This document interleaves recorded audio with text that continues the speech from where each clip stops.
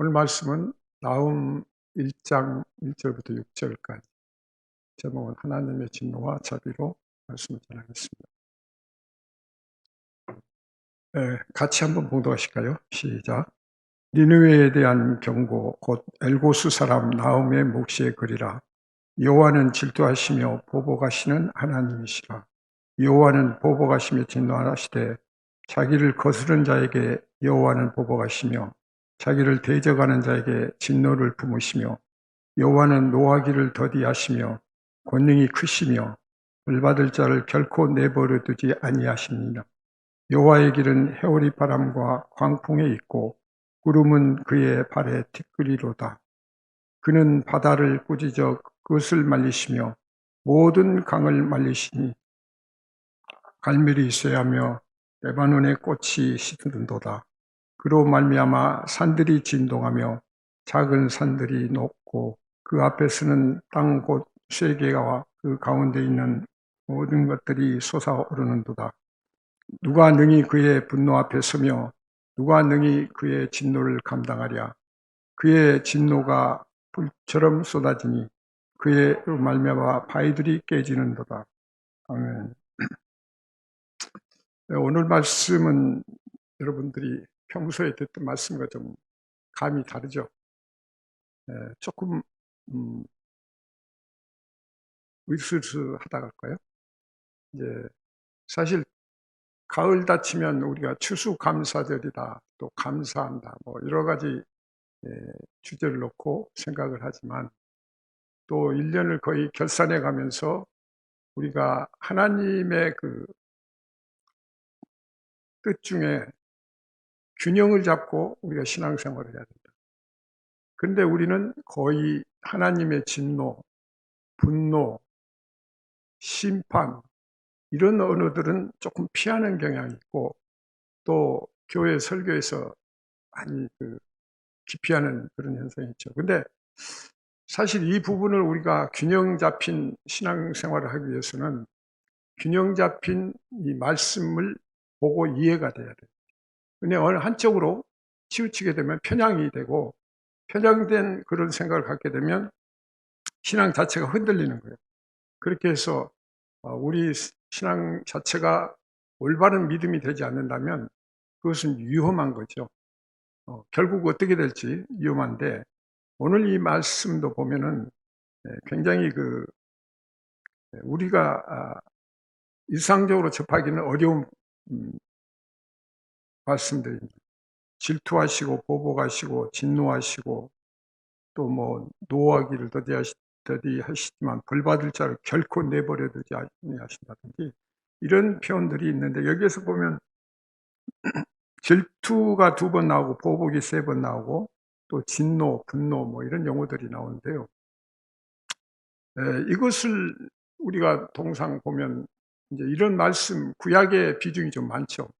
그러다 보니까 구약의 하나님은 굉장히 진노하시고 엄벌하시고 무서운 분이고 딱딱한 그런 하나님이다 이렇게 생각하고 신약에 와서는 하나님이 사랑이시다 그러면서 하나님은 은혜를 주시고 사랑을 베푸시는 그런 하나님으로 자꾸 이해를 하다 보면 복을 주시는 하나님으로 이렇게 보다 보면 같은 하나님이라는데 어떻게 해서 이렇게 다른가 뭐 또 이런 식으로 생각을 할 수가 있고 그렇게 해서 우리의 신앙이 굉장히 대립되고 모순된 이런 가운데서 우리가 혼란을 갖게 되고 혼돈하고 또 어떤 경우는 역설적인 표현들이 많죠, 성경에. 그래서 이런 부분에서 우리는 진노하시지 않는 하나님, 사랑과 은혜만 있는 하나님, 그리고 이런 것들이 자칫 잘못하면 우리의 믿음이 흔들리는 요인이 되고 있다는 것이죠. 그래서 하나님은 공의의 하나님이고 정의의 하나님이다. 근데 이 부분을 우리가 알아야 돼요. 그러면 공의와 정의 속에는 은혜와 자비가 들어있고 분노와 진노 이게 같이 들어있고 거기에 진노는 또 심판까지 연결이 되죠.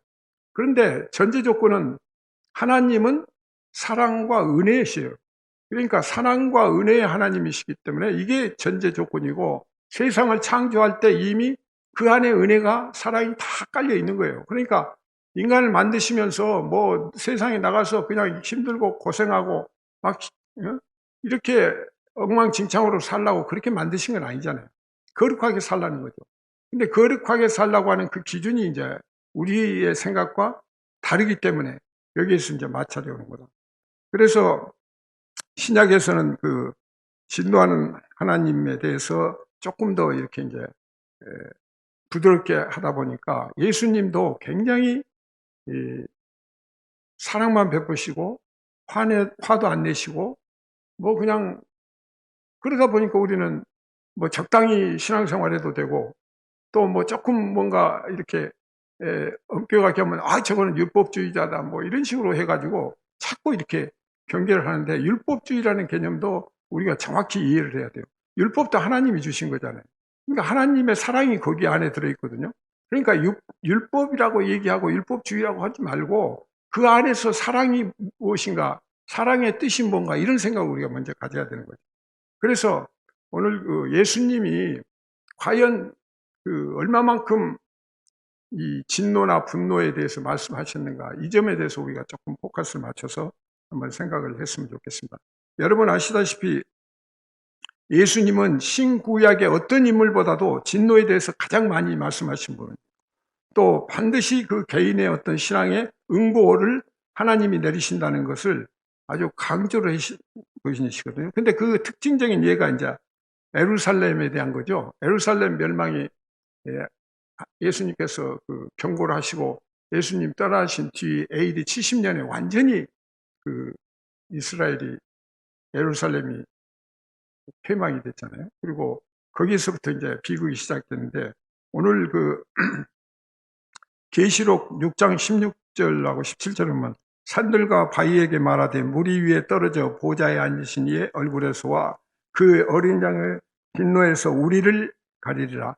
그들의 진노에 큰 날이 이르렀으니 누가 능히 서리오. 그래서 계시록에서 어린 양의 진노, 그러니까 예수님의 진노가 없는 게 아니라 어린 양의 진노, 그것은 예수님이 부활하시고 그 이후에도 예수님의 심판이 있다는 거죠. 그러니까 예수님은 하나님이고 하나님이 예수님이잖아요. 그러니까 그걸 분리해서 생각하면 안 되는 거죠. 근데 우리는 자꾸 이제 분리하면서 자기 좋은 쪽으로 해석하다 보니까 이제 이게 문제가 되는데, 자꾸 이렇게 하다 보면 우리가 하나님 존재에 대해서 자꾸 이제 의심하게 되고, 그 다음에 하나님의 그 능력에 대해서도 의문을 갖게 되고, 하나님 주권에 대해서도 회의감을 갖는다. 이렇게 해서 신앙이 혼동이 되거든요. 그런데 특히 그 여러분들이 지금 현재 그 벌어지고 있는 이스라엘 중동 지역의 이스라엘과 하마스 전쟁 뉴스를 보면서 계속 지금 탑 뉴스가 되잖아요.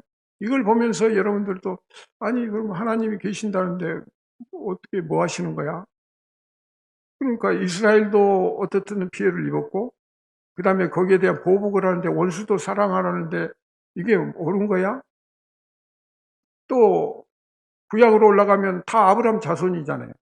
그런데 어떻게 해서 이렇게 서로 적대적인 관계까지 됐는가, 이런 것들이 아마 궁금하기도 하고, 또 이런 문제를 통해서 우리가 또 같이 그 신앙이 흔들리면 안 된다, 이런 걸 통해서 우리의 신앙이 균형을 잡고 올바로 똑바로 갈 수 있는 그런 계기가 돼야 된다. 그래서 이 하마스와의 그 진동 전쟁을 보면은 참으로 어떻게 이해해야 될지 모르죠.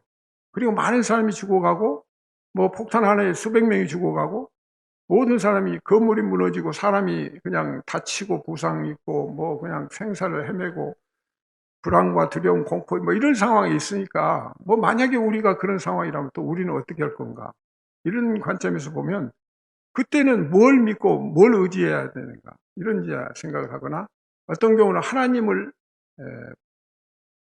부인하거나 원망하나 뭐 이런 식으로 가게 되죠. 근데 이런 것들이 우리한테 굉장히 위험한 거고, 또 우리가 그 너무 그런 문제에 무감각해 가지고 나 지금 잘 살고 있으니까, 밥 잘 먹고 잘 크고 있으니까 뭐 괜찮아 하고 이런 정도 생각한다면 나는 괜찮아, 이거는 별로 좋은 생각이 아니다. 그래서 왜 그들은 수시 전쟁을 하고 이러는데 이게 신앙적인 문제에서는 어떤 관점이 있는가? 그래서 오늘은 제가 이제 하나님의 진노의 문제를 그 준비를 했다가 이 중동 문제가 그 같이 지금 연계됐잖아요. 어떻든 하나님의 진노가 거기에 임하고 있는 거거든요. 그럼 이걸 어떻게 이해할 건가? 이제 이런 관점에서 우리가 그 지나온 역사를 잠깐 좀 소개를 해드리려고 합니다. 자, 아담과 하와에서부터 시작이 된 이제 이 하나님 말씀을 왜곡한 이런 상황이 결국은 하나님은 계속 자기를 나타내신다고 그랬죠. 자기를 계시하고 내가 하나님이야, 나 좀 알아봐. 그러면서 그 자신을 알리기 위해서 그래야 관계가 형성이 되잖아요. 그래서 모든 그 인간에게 주신 계명이나 율법이나 뭐 성전을 지으라든지 한 것들이 다 거기와 연결이 되거든요. 이제 그런 관점에서 보면 우리가 하나님을 알면, 진실로 알면 우리는 자유할 수 있고 하나님의 축복을 받아서 이제 유기를 넘어갈 수가 있는데, 그렇지 않기 때문에 계속 그 구약의 그 모든 역사 과정을 보면 유대인들이 굉장히 힘든 시간들을 보냈잖아요. 그래서 오늘 주신 본문 말씀과 관련된 그 진노 문제, 그리고 시대적인 상황과 이렇게 해서 연계해서 한번 보시는데, 우선 이런 문제들이 일시적이거나 단기적이거나 이런 상황이 아니라는 걸 이제 여러분이 염두에 둬야 되겠죠. 그래서 예수님께서 하신 말씀 중에서 가장 핵심적인 게 이제 누가복음 21장 22절 24절인데, 다 같이 한번 읽으실까요? 시작. 이 날들은 기록된 모든 것을 이루는 징벌의 날이니라. 그날에는 아이벤 자들과 젖먹이는 자들에게 화가 있으리니 이는 땅에 큰 환난과 이 백성에게 진노가 있겠음이로다. 그들이 칼날에 죽임을 당하며 모든 이방에 사로잡혀 가겠고 예루살렘은 이방인의 때가 차기까지 이방인들에게 밟히리라. 이 부분도 여러분들이 자주 읽고 접한 말씀인데, 여기서 한번 보면 예수님이 지금 징벌의 날이라는 걸 얘기를 하시고, 그 다음에 그 큰 환난, 진노, 화, 이걸 지금 얘기하신단 말이에요. 근데 여기서 중요한 것은 그 마지막 구절에 보면 그날이 칼날에 죽임을 당하며 모든 이방에 사로잡혀 가겠고 이방인들에게 예루살렘이 밟힌다고 그러시거든요. 그러면 지금 구약 시대에도 뭐예요? 이스라엘 민족들이 계속 잡혀갔잖아요. 바벨론 포로 70년, 그리고 뭐 광야 40년, 또 중간에 뭐 여러 가지 그 침략을 받고 하면서 거의 그 힘든 상황이었어요. 그리고 예수님 오시기 전에도 온전한 그 나라를 형성한 게 아니잖아요. 그러니까 이런 관점에서 보면 예수님이 지금 하신 말씀은 앞으로를 얘기하는 거거든요. 이게 환난과 이 백성의 진노가 있겠다는 거죠. 그러면 그것이 우리한테는 없을까요? 우리는 예수 믿고 있으니까 그런 날이 없을 거다, 이렇게 단정할 수 있나요? 그럴 수가 없는 거죠. 근데 여기 특히 예루살렘은 하나님이 성전을 짓고 예루살렘을 하나님이 계시는 어떤 성전으로서의 이미지를 붙이고 그렇게 왔는데, 하나님이 계신다고 하고 하나님을 경배하는 그 장소가 오늘 보면 이방인의 때가 이르기까지 이방인들에게 밟힌다고 그래요. 굉장히 중요한 말씀. 이 말씀을 우리가 잘 보면 이게 이제 계시록까지 연계가 되고, 계시록의 마지막 하나님이 어떤 도치를 하신 뒤에 그 다음에 이제 우리의 모든 것들이 풀어지는 그런 경우가 되죠. 그래서 예수님 말씀에 주목하면서 우리가 AD와 BC, 그러니까 예수님이 오시기 전후로 해서 이게 나눠지는데, 그러면 이 징벌의 날, 큰 환난의 날, 진노, 그런 것들이 어떻게 진행이 됐는가, 이걸 한번 보면 우선 신명기 28장 64절부터 66절을 보시면, 여러분, 여호와께서 너를 땅 이 끝에서 저 끝까지 만민 중에 흩으시리니 내가 그곳에서 너희와 내 열조에 알지 못하던 목석 우상을 섬길 것이며, 그러니까 이미 신명기에서 너희들이 내가 지금 이 자유를 주어가지고 하나님을 믿고 따라오도록 했는데 사실은 그게 어려울 거라는 거 미리 지금 얘기하시는 거예요. 그러니까 우리가 보통 생각할 때 하나님이 진노하시면 하나님이 주권적으로 하신 건가, 아니면 우리가 우리의 잘못인가, 이런 것들을 자꾸 혼동이 되고, 될 수 있으면 내 책임이 아니고 하나님이 지금 진노하셔가지고 이끌고 가신다, 이렇게 생각을 하는데, 먼저 문제는 우리가 잘못됐다는 거예요. 하나님의 진노는 처음부터 하나님은 자비로우시고 은혜로우신 분이고 창조를 그렇게 하셨기 때문에 거기에 진노가 있을 수가 없어요. 근데 그 진노를 만드는 거예요, 인간이. 그리고 그 만든 진노를 자기가 스스로 받는 이런 케이스가 되는 거죠. 보시면 알지 못하던 목석 우상을 섬길 거다. 근데 알지도 못하는 목석 우상. 그러니까 바울도 그 얘기를 했잖아요. 전도 나가가지고 보면 알지도 못하는 신 만들어 놓고 믿는다고 이렇게 얘기를 하는데, 여기도 마찬가지. 똑같은 패턴이 지금 신약 시대까지 진행이 되는데, 심하게는 내 발바닥에 실 것도 얻지 못하고 또 오직 여호와께서 거기서 너의 마음으로 떨고 눈으로 쇠하고 정신으로 산란케 하린다. 그러니까 결국은 여기에 보면 정신으로 산란케 하시겠다고 그러니까 하나님이 주도적으로 하신 것 같이 돼버리잖아요.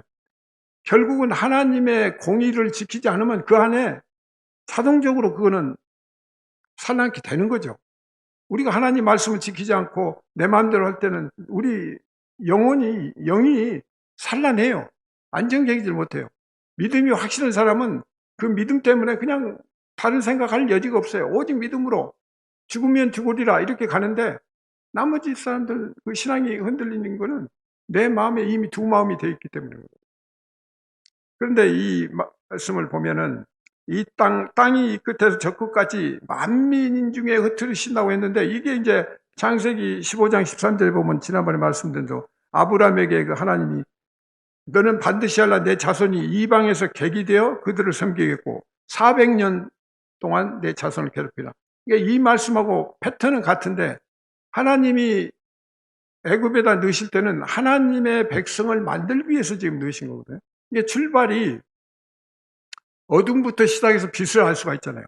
빛을 주고 이게 빛이야 하면 빛을 몰라요. 빛인지 뭔지 모르죠. 어둠을 먼저 주고 어둠 속에서 이제 빛을 보여주시고, 그래서 이게 밝은 거야, 이게 너희들한테 소망이 되는 거야, 이렇게 가야 이해가 되잖아요. 그러니까 하나님은 애굽에다 넣으실 때는 그런 목적이요. 그래서 너희들을 구원하는 하나님이라는 게 존재하고, 너희들을 이런 방식으로 나라는 하나님 자신을 알려주고 이렇게 구원할 거야 하는 걸 알려주시는 건데, 이 오늘 신명기에서는 벌써 그걸 이제 예측한 거죠. 그 뒤에 나온 거니까. 그렇게 해서 이스라엘 민족의 그 방랑의 역사가 이제 여기서부터 시작이 된 거죠.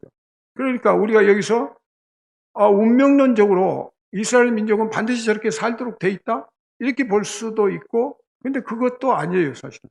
그만큼 구약의 그 기록을 보면 이스라엘 민족들이, 유대 민족들이 그렇게 철저하게 하나님을 믿고 의지하고 그런 게 아니죠. 부분적으로 몇 사람은 있었지만 선지자들이 그렇게 외치고 해도 그것을 따라오지 않았다는 거죠. 그게 이제 성경이 증명하고 있는 거고, 그래서 이것이 하나님의 주권 같기도 하지만 결국은 우리의 죄악 때문이다. 그래서 우리는 반드시 모든 문제를 우리의 죄악에서부터 출발해야 돼요. 그리고 하나님은 모든 출발점이 자비에서, 은혜에서 출발돼야 된다. 이 점을 우리가 전제를 하고 가야 되는 거죠.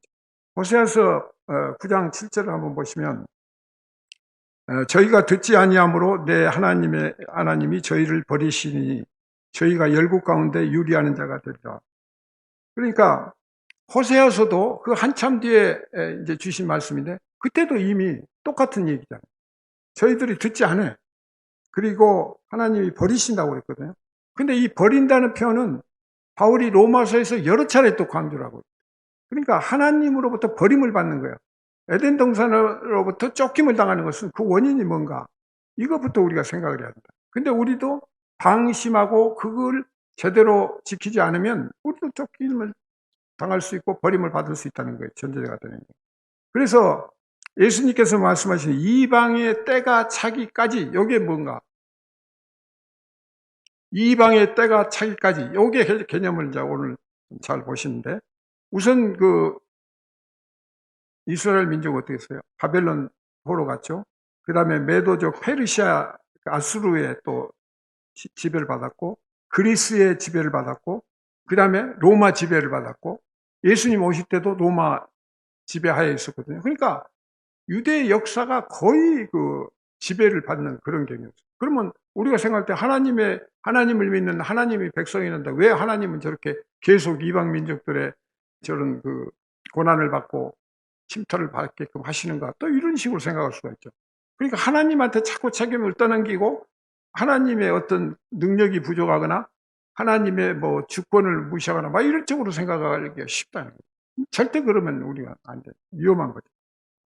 자, 에스겔서 38장 8절에 보면은 열흘 후 곧 말년에 내가 명령을 받고 그 땅 곧 오래 황폐하였던 이스라엘 산에 이르리니 그 땅 백성은 칼을 벗어나서 여러 나라에서 모여 들어오며 이방에서 나와서 다 평안히 거주하는 중이라. 이 말씀이 아주 중요한 게 에스겔서에 이미 700~800년 전에 지금 예언을 하신 거거든요. 그래서 이스라엘 민족이 방랑의 생활을 한다. 계속 방랑의 생활을 하는데 어느 날 이스라엘에게 이제 산에 오른다는 거죠. 돌아온다는 거죠. 그래서 그 땅 백성은 칼을 벗어나서 여러 나라에서 흩어졌던 이 모든 이 유대 민족들이, 디아스포라들이 다 이제 돌아와서 다 평안히 거주한다. 다 평안히 거주. 그래서 지금 중동에 문제가 되고 있는 이제 이스라엘 문제가 다시 우리가 생각할 수 있는 거예요. 이스라엘이 1948년에 건국이 됐군요.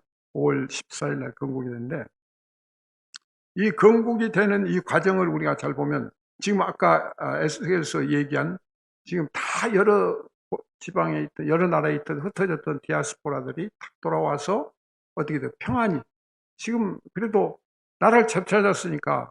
근데 이 떠돌이 생활을 몇 년 했어요? 1년, 2년, 10년? 1900년을 했어요. 그러니까 거의 뭐 유대 역사에 상상할 수 없는 거죠. 그런데 그 안에서 하나님을 믿는 그 존재로서의 그 믿음을 지키려고 해왔고, 그 결과가 지금 이제 이스라엘 건국으로 왔죠. 그러니까 어떻게 보면 하나님이 전 인류를 구원하시기 위해서 이스라엘 민족을 선택해가지고 그 샘플로 지금 훈련시키고 그걸 보여주시는 거예요. 예수님이 십자가에 지시는 거하고 비슷하게 그런 과정을 지금 겪고 있는 거죠. 그래서 1900년 동안 이제 떠돌이 생활했는데, 그때 이제 이스라엘이 건국이 되면서 비로소 히브리어라는 자기 나라 언어를 쓸 수가 있고, 우리도 일본 침략받으면 우리말 못 썼잖아요. 일본말 쓰고 다. 그렇지.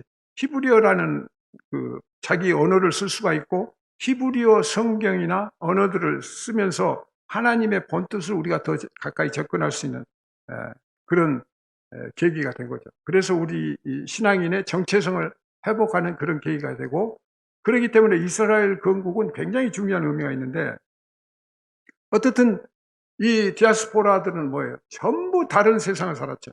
세계 곳곳에 흩어져서 그 나라 민족과 같이 섞어 살면서 다른 문화 속에서 살아온 거예요. 그러니까 사고방식이나 여러 가지 부분에서 다 다를 수가 있는 거죠. 그런데 여기에서 이제 어떻게 해서 이 오늘 중동 전쟁까지 왔는가를 간략하게 좀 설명을 드릴게요. 자, 그래서 이 중요한 것은 유대인들이 그렇게 떠돌이 생활을 하다가 어떤 고난을 당했습니까? 제2차 세계대전, 제2차 세계대전 겪고 그 전쟁 와중에서 엄청 힘든데, 근데 1차 세계대전 지나고 뭐 하면서 지금 히틀러라는 독일의 이 폭군이 등장해가지고 유대민족을 홀로코스트 거의 600만 명을 죽였다고 그러거든요. 상상도 못하는 일이죠. 인류가 생각할 수도 없는데 600만 명을 그냥 가스실에 넣고 막 온갖 고문을 해서 죽였어요. 그래서 그걸 계기로 해서 이스라엘을 건국할 수 있는 그 터전이 마련됐어요. 어떻게 됐냐면 이 세계대전이 일어날 때 영국이 세계를 지배했잖아요. 그러니까 영국이 그 유대인들한테 약속을 했어요. 그리고 또 동시에 아랍인들에게도 이 협조 요청을 하면서 또 약속을 했는데, 이 이스라엘에 대해서는 발포 선언이라고 하고, 또 이 그 아랍 계통에는 후세인 맥마흔 그 선언이라고 이렇게 그 계약을 따로 있어요, 은밀히. 그러니까 영국이 이제 세계 대전을 치는데 너희들 우리 도와주면 내가 나중에 너희들 독립시켜줄게, 이렇게 약속을 한 거죠. 그러니까 어떻게 보면 영국이 이 혼란을 일으킨 원인이 된 경우도 있고, 또 영국 입장에서 보면 세계대전에서 뭔가 독일이 너무 힘이 저렇게 나가니까 힘을 모아야 될 경우죠. 그러니까 연합군한테 힘을 보태기 위해서 또 실질적으로 영국은 독일하고 가까운 근접거리에 있고 그렇게 해서 이제 동원을 한 건데 그 당시에 그 유대인들이 90%가 지금 백인이거든요. 그런데 이 부분을 우리가 이해해야 돼요. 여러분 뉴스에 보면 유대인들 그 중동 사람이 아닌 경우들이 많죠.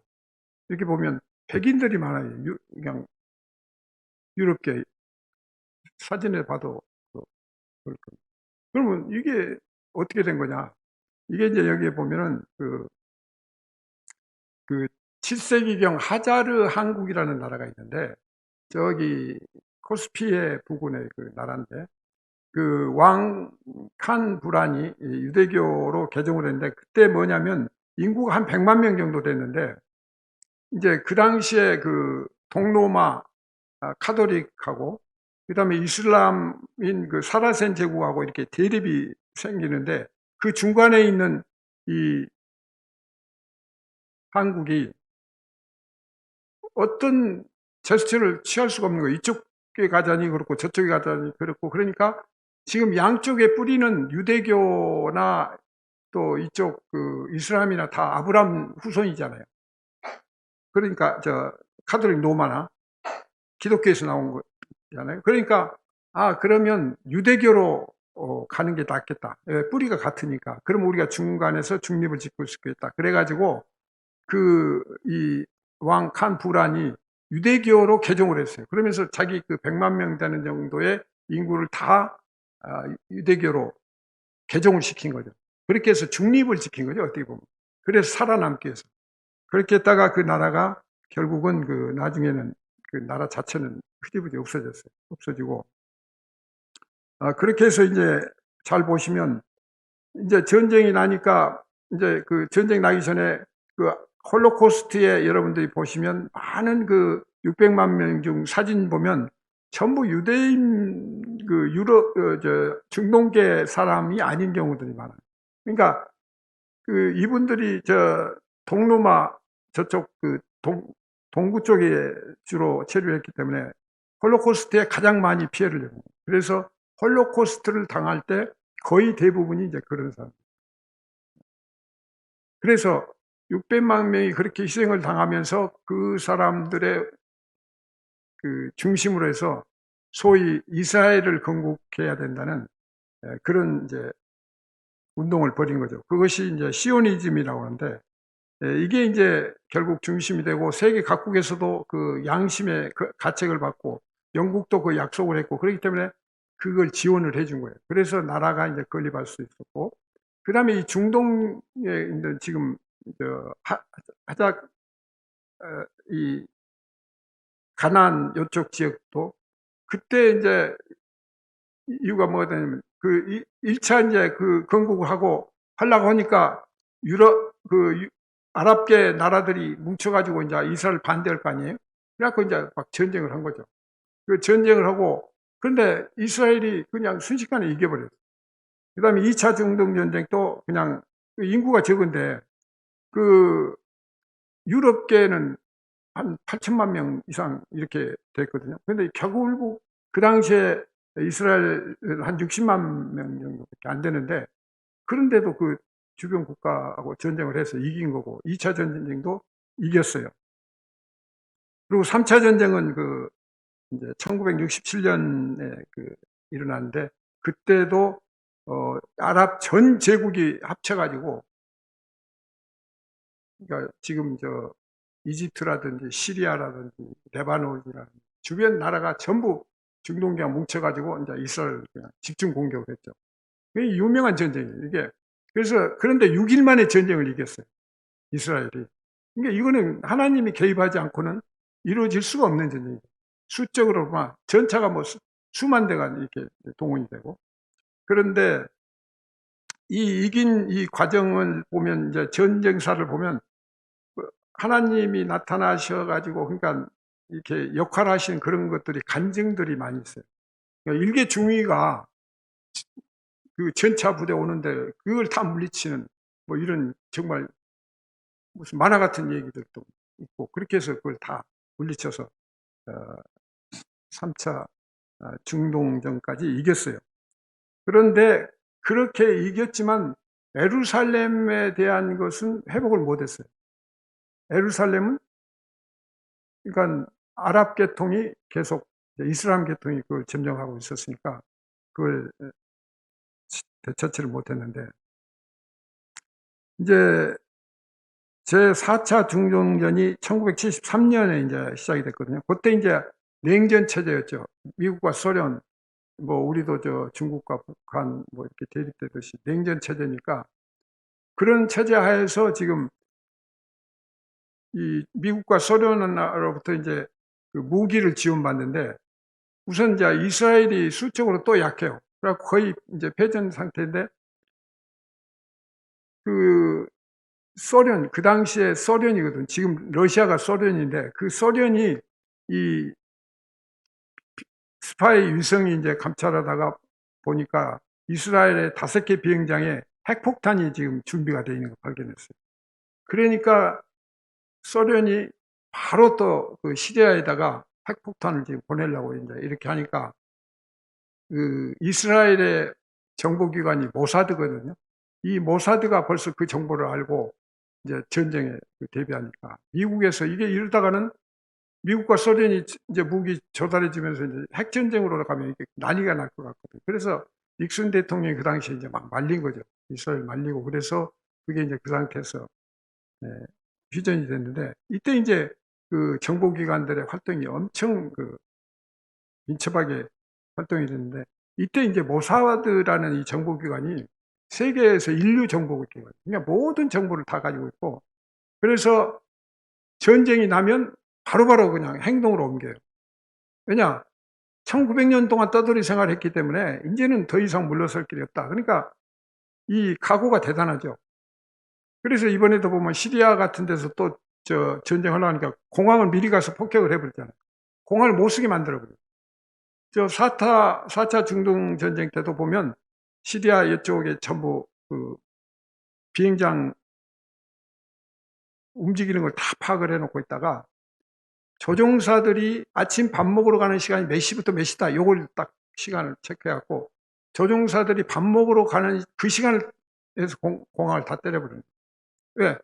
밥 먹다가 뛰쳐나와갖고 비행기 타는 데까지 시간이 걸리잖아요. 그 사이에 이거를 이제 공격한다 해갖고 그 공항을 다 파괴시켜버리고, 거기서 꼼짝 못하게 하고, 나중에는 여러분 가보시면은 갈릴리 호수 저쪽 북쪽에 보면 큰 산이 있죠. 골란고원이.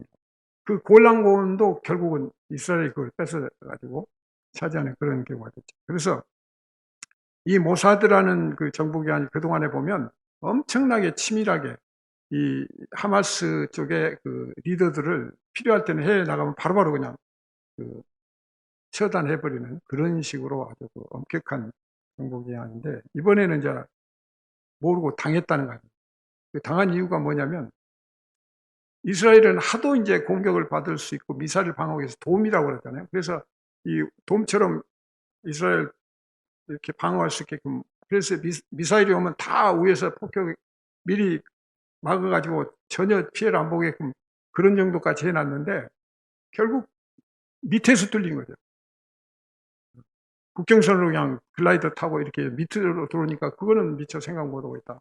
이번에 이제 당했다. 이렇게 했는데, 어떻든 이런 과정을 통해서 이스라엘이라고 하는 것은, 민족은 더 이상 물러날 데가 없다. 그렇기 때문에 이번 전쟁이 언제 끝날 건가, 이거는 지금 전쟁 준비를 다 하고 있잖아요. 근데 지금 이렇게 버티고 있는 것은 안에 내부적인 어떤 그 교란 작전을 하는 거죠. 딱 포위해놓고 물자 못 들어가게 하고, 그러면 자중질환이 일어날 수 있고, 그리고 어떻든 인명피해를 줄이려면 이 사람들이 나가야 되죠. 그 인접국가로 피난민들을 일단 내보내고, 그렇게 하고 이제 전쟁을 치러서 하마스를 공격을 하겠다, 이런 거니까 지금 현재 상황에서는 타협이나 협상은 거의 불가능하죠.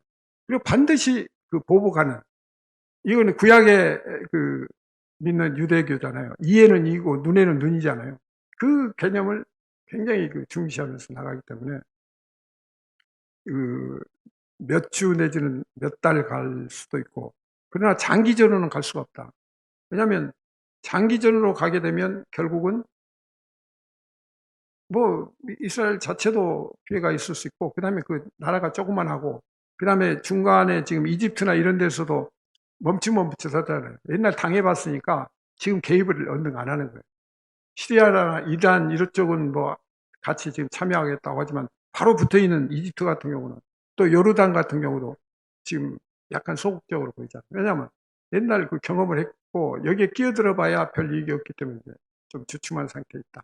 그래서 이런 상태에서 앞으로 이제 이 중동전이 이제 진행이 될 텐데, 여러분들이 이제 주목을 하시면서, 결국은 뭐냐면 하나님을 다 믿는다고 하는데, 이 이슬람권도 알라 신을 믿는다고 하면서 하는데 그 가짜 신을 믿는 거잖아요.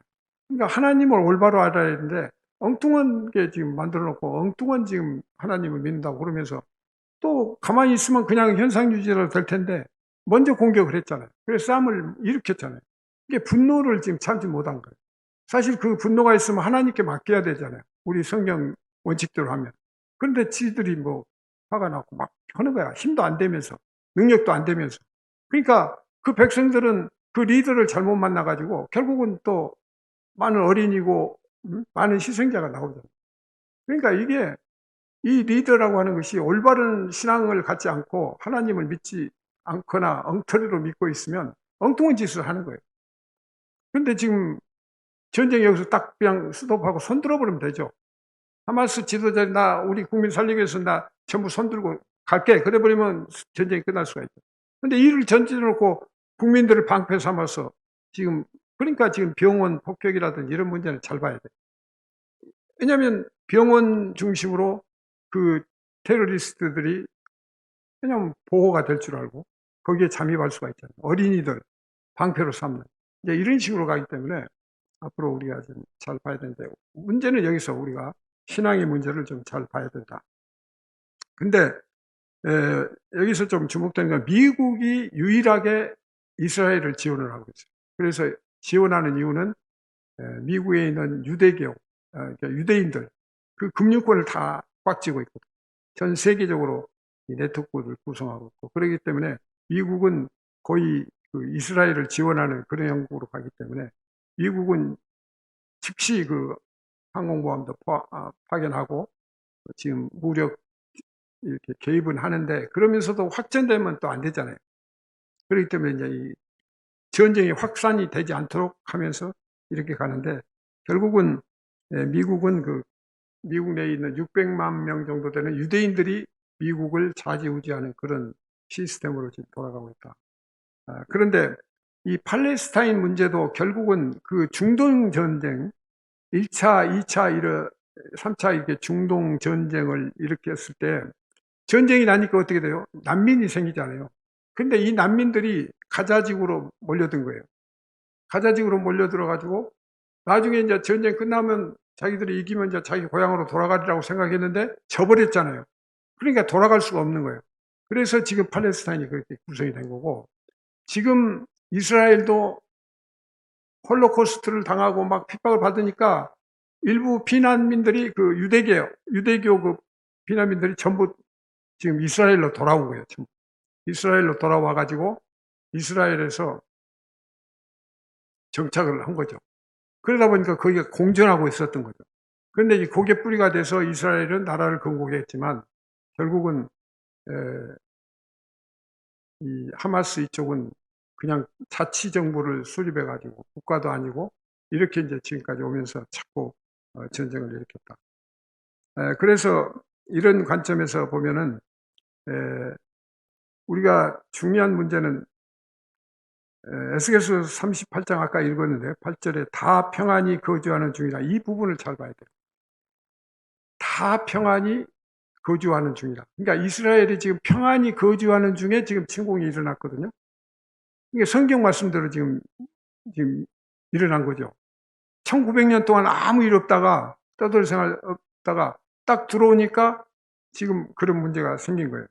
그런데 이제 이 에스겔서 38장을 여러분들이 나중에 잘 보시면 아는데, 이제 요거는 성경학자들에 따라서 조금씩 다를 수가 있죠. 그런데 우선 예루살렘이 BC 586년에 이제 최초로 이제 설립이 됐잖아요. 그래가지고 다윗 왕 시절에 이제 예루살렘이 하나님의 성전으로서 이렇게 이제 시작이 됐다가 결국은 그 바벨론 느부갓네살 이제 왕 침략을 했잖아요. 그때 이제 전부 포로로 잡아가고 70년 동안 살아가면서 이 예루살렘 자체가 이방인 손에 들어간 거죠. 그래가지고 계속 이방인이 점령하다가 이 지난번에 이제 중동전 때 마지막 중동전 때 그 이스라엘이 거기를 이제 같이 접수할 수가 있었단 말이에요. 그러니 거기까지 좋은데 에스겔서 38장 끝에 보면 북쪽 끝 거대한 왕국이 나중에 또 오리라고 이렇게 돼 있어요.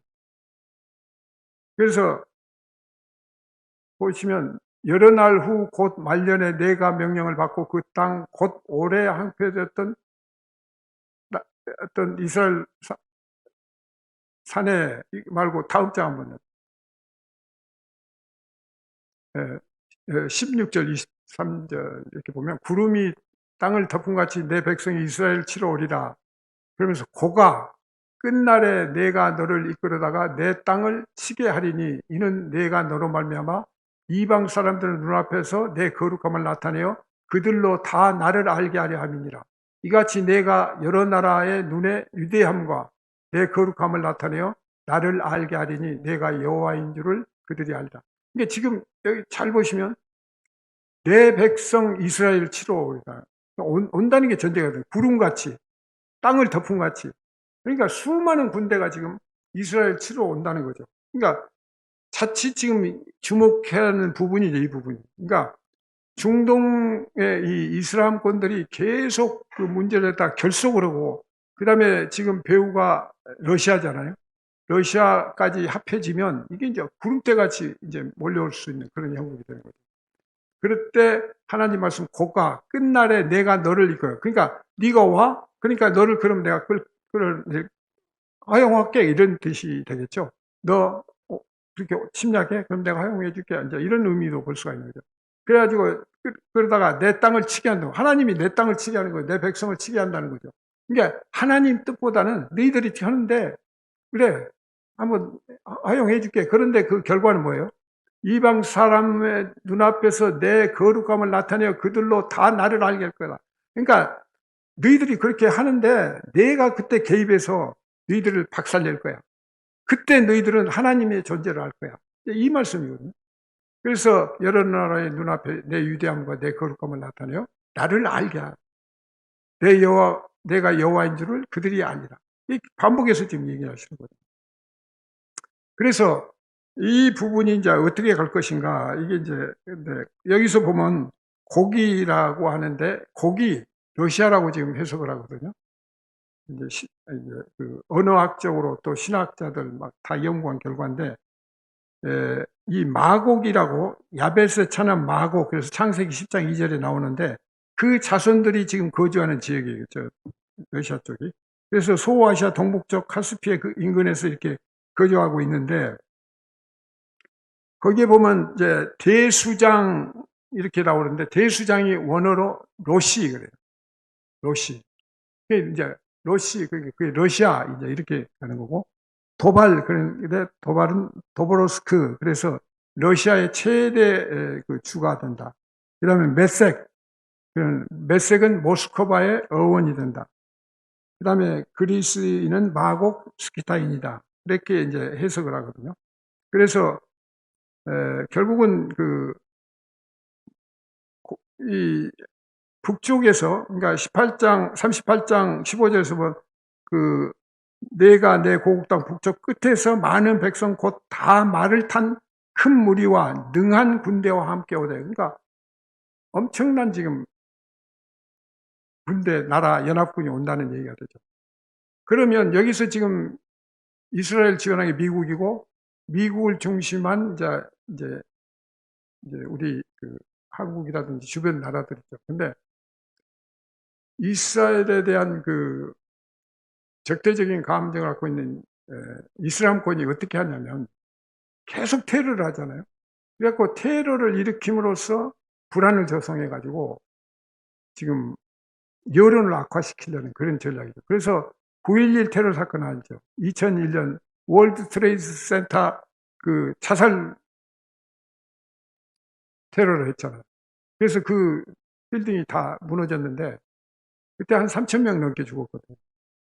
그런데 왜 거기를 때렸냐? 거기가 미국의 상징이죠. 세계 무역의 중심인 미국의 상징도 되지만 거기가 이스라엘 그 유대인의 상징이기도 되죠. 왜?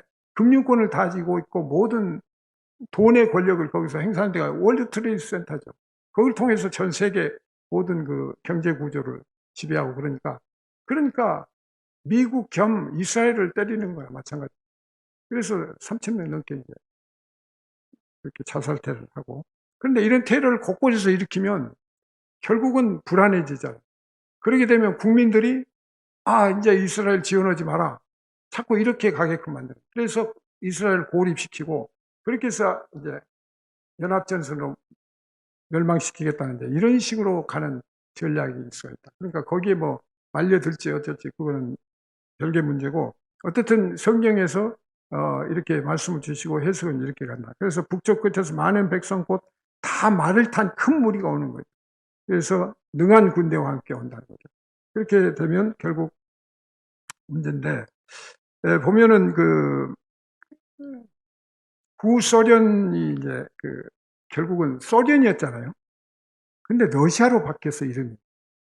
러시 아까 나온 러시. 근데 그게 이제 러시아. 그러니까 이게 성경하고 맞아 들어간 거죠. 왜냐면 소련이 그냥 강대국이었군요. 미국하고 거의 대등한 세계 냉전 체제에서 두 그룹이었는데 어떻게 이게 힘없이 무너졌어요.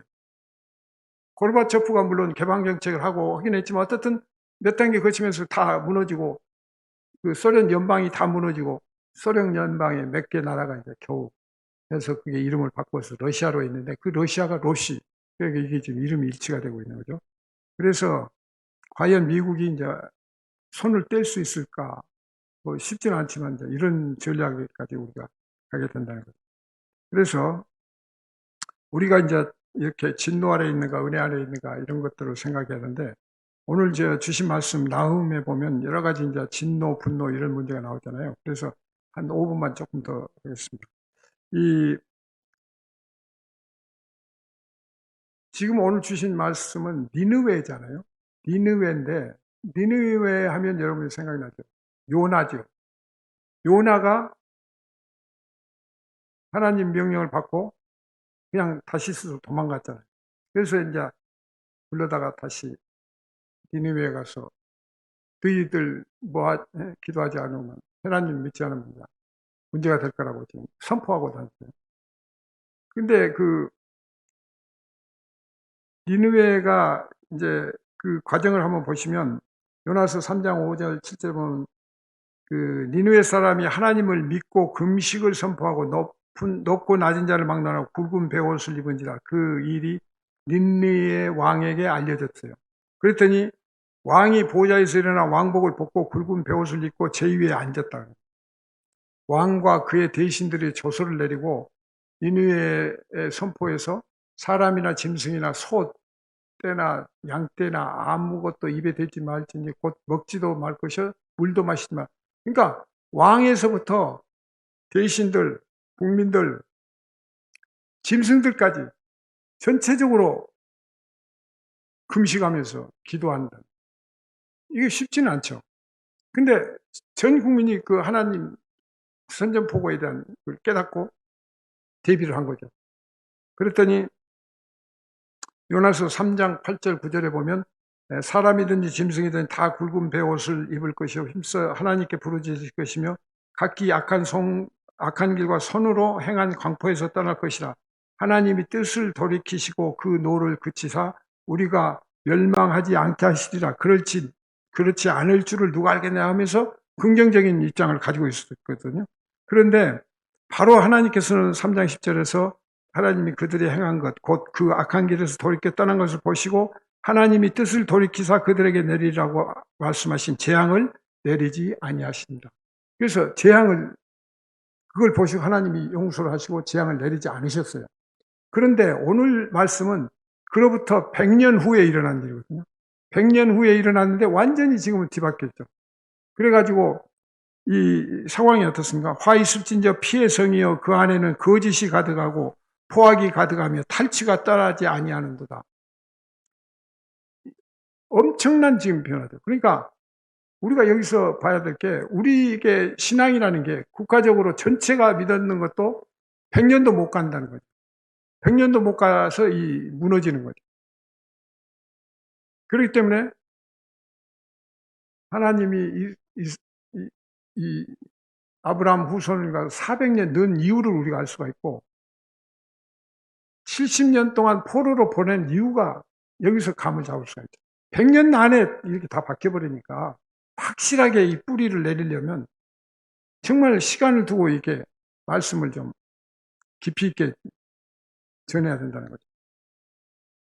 그래서 이 나훔서 3장 2절 4절 보면은 휙휙하는 채찍 소리, 윙윙하는 병거 소리, 뛰는 말, 달리는 병거, 충돌하는 기병, 번쩍이는 칼, 번개 같은 창, 죽임당한 자의 때, 죽음의 큰 무더기, 무수한 시체여 사람이 그 시체에 걸러 넘어지니. 그러니까 이게 표현을 보면 엄청난 그 살벌한 분위기죠. 그런 정도까지 지금 타락한 거예요. 그래서 하나님이 그때 또 내가 또 가증하고 더러운 것들을 내 위에 던져 능욕하여 너를 구경거리가 되게 하려니. 그래가지고 하나님이 이제 그때는 그 진노를 내리신, 처벌하신 거거든요. 그래서 로마서의 그 사도 바울이 보면 계속 그러므로 하나님께서 그들을 마음의 정욕대로 더러움에 내버려 두사, 또 부끄러운 욕심에 내버려 두사, 그 상실한 마음대로 내버려 두사, 계속 그냥 내버려 두사. 새 구절에 계속 하나님이 내버려 두신다는 그걸 강조하고 있거든요. 그러니까 우리가 믿음이 조금이라도 흐트러지면 우리는 언제든지 버림을 받을 수 있어요. 그런데 내가 믿음을 지키지도 않으면서 뭐 하나님은 뭐 구원하셨으니까 영원히 뭐 하실 거다. 구원은 하나님 주권이거든요. 그러니까 구원됐냐 안 됐냐를 내가 판단하는 건 아니잖아요. 그러니까 우리는 그냥 순종하고 가면 되는 거지.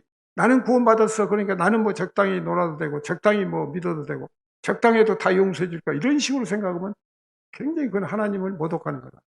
그냥 하나님이 이미 약속하신 거니까 그걸 믿는다면 하나님은 우리를 구원하시고 인도하실 거다. 좋은 길을 예비하실 거다. 그 믿음 하나로 우리는 그냥 순종하고 가면 되는 거지. 거기에서 뭐 이러쿵저러쿵 얘기할 게 하나도 없다는 거죠. 그래서 내버려 두사. 이 내버림을 당한다는 것은 굉장히 슬픈 일이고 또 고통스러운 일이지만 결국은 우리가 지옥에 떨어지는 그런 계기가 될 수가 있다는 거죠. 그래서 우리가 그런 점을 잘 두고, 우선 그 니느웨가 이런 회개할 수 있는 기회를 놓쳤다는 거, 두 번째. 그런 점을 우리가 좀 생각하고, 또 하나님은 인자하심과 어미하심이 공존하신다는 거.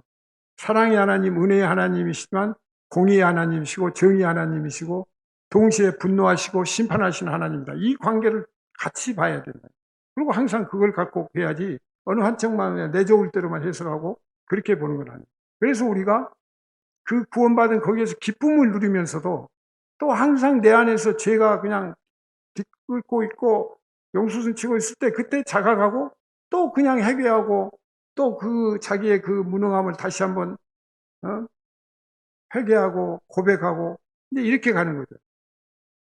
그래서 이 공존하는 이런 부분들을 우리가 잘 알아야 되고, 그리고 각 사람이 행한 대로 하나님은 보응하신다. 계속 이렇게 말씀하시고 계시거든요. 그래서 이 하나님의 진노라고 하는 것은 공의를 진행하기 위한, 정의롭게 세상을 통치하시기 위한 하나님의 의를 바르게 하시기 위한 하나의 사법적인, 법적인 그런 도구다. 동시에 하나님의 진노는 모든 사람들이 스스로 만들어가지고 스스로 자기가 만든 진노를 받아가는 것이다. 이 개념을 가져야 돼. 그래서 우리는 진노가 임했다고 할 때 하나님 핑계대거나 하나님 어디 계시냐, 하나님은 뭐 살아 계신가 뭐 찾고 보고 그렇게 갈 수가 없다는 거죠. 그래서 천지 창조의 하나님의 그 능력을 우리가 안다면 우리는 그 믿음을 공고하게 믿고 그렇게 나가야 될 걸로 압니다. 그래서 나홈서 1장 7, 9절에 보면 여호와는 선하시며 환난 날에 산성이시라. 그는 자기에게 피하는 자들을 아시느니라. 그가 범람한 물로 그곳을 진멸하시고 자기 대적들을 흑암으로 쫓아내시리라. 너희는 여호와께 대하여 무엇을 꾀하느냐. 그가 온전히 멸하시니 재난이 다시 일어나지 아니하리라. 재난이 다시 일어나지. 그러니까 나홈서 안에서도 7절 9절에 가서는 이 회복의 길을 열어놓으십니다. 그러니까 하나님은 처음부터 진노하시거나 처벌하실 생각이 없어. 심판하실 생각이 없는 거죠. 그런데도 불구하고 그런 것들을 만드니까 그러면서 할 수 없이 또 그 회개하고 돌아올 수 있는 길을 열어놓으시거든요. 그래서 성경의 모든 그 부분을 보면 다 이 길을 열어놓으셨어요. 돌이키라 이거예요. 찾아오라 이거예요. 그러면 용서하시고 은혜를 베푸시겠다. 이게 이제 기본. 예레미서 18장 8절에도 만일 내가 말한 그 민족이 그의 악에서 돌이키면 내가 그에게 내리기로 생각했던 재앙에 대하여 뜻을 돌이키겠고 18장 10절에서는 만일 그들이 나 보기에 악한 것을 행하여 내 목소리를 청종하지 아니하면 내가 그에게 유익하게 하리라고 한 복에 대하여 뜻을 돌이키리라. 그러니까 신명기에서도 나오지만 복과 저주에 항상 두 기둥을 놓고 우리가 선택하는 부분입니다. 근데 사실은 자동적으로 선택해야 하는데 우리가 선악과를 먹고 자꾸 우리가 판단해서 이걸 판단하고 선택하려고 하니까 이게 문제죠. 사실은 선택할 필요가 없죠. 하나님이 주신 거 말씀 그대로 믿고 가면 선택할 필요도 없는 건데 자꾸 지금 이걸 하니까 저주와 복을 선택하라고 지금 알아먹도록 지금 말씀하시는 거거든요. 그래서 이런 관점에서 오늘 주신 말씀과 진노의 문제, 은혜의 문제, 이런 관계를 좀 같이 한번 연계돼서 생각하시고 기도하시고 그걸로 해서 여러분들의 신앙이 더욱더 성장할 수 있는 계기가 되겠습니다.